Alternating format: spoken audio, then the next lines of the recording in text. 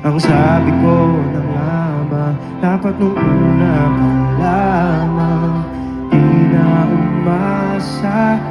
di na